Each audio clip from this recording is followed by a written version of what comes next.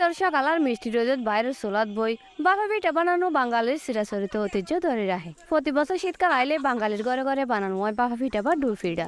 আগর দিনত দেখি বা ফাড়াত বাড়ি পিঠা বানাইলেও বর্তমানে উন্নত প্রযুক্তির যুগত মেশিনত চল চুরিয়ানে পিঠা বানাই বেয়াগি। লেকিন এখনো বহুত মানুষ আছে যারা এখানে মজাই বেলায় ফাড়াত বাড়ি বানাই ডুর পিঠা।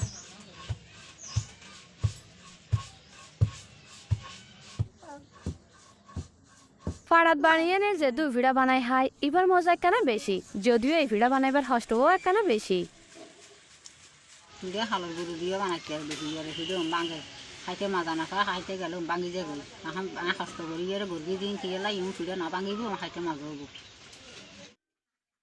মাটির চুলাত কাঠ বা দার্গদে রান্না করা যে অন্যরকম সৌন্দর্য বহন করে। এন চুলার রান্নাও বেশা বেশি মজা। মাটির চুলার ওয়ারে পানি ভর্তি ডেকসি তো নুড়ি আইয়ে বাফর ফুয়ারে ফুয়ারে একের পরে এক ফিডা বানাইবার মনোমুগ্ধকর দৃশ্য। মাটির চুলাত ফিডা বানাই খাইতে বেশা বেশি পছন্দ করে বারোখালী চড়া গ্রামের রাশেদা বেগুন।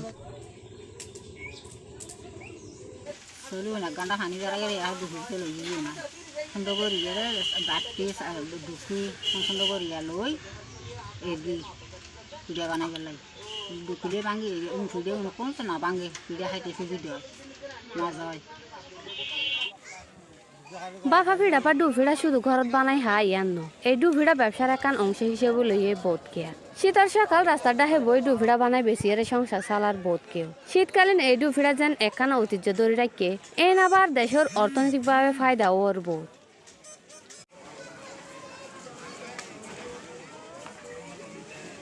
অনেকখান জিনিস বা হানার কদর তখনই বেশি হয় যখন মানুষ বেশা বেশি পছন্দ করে। তার মাঝে ডুফিড়া একখান এলে হানা যা ব্যাগে পছন্দ করে। ডুফিড়া পছন্দ না করে এলে মানুষ খুব কমই আছে। গোস্তা জলদি ডুফিড়া খাইবার মজাই আলাদা।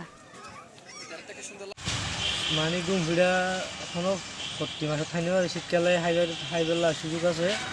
তো সাজু ডুফিড়া খাইতে বেশি ভালো লাগে।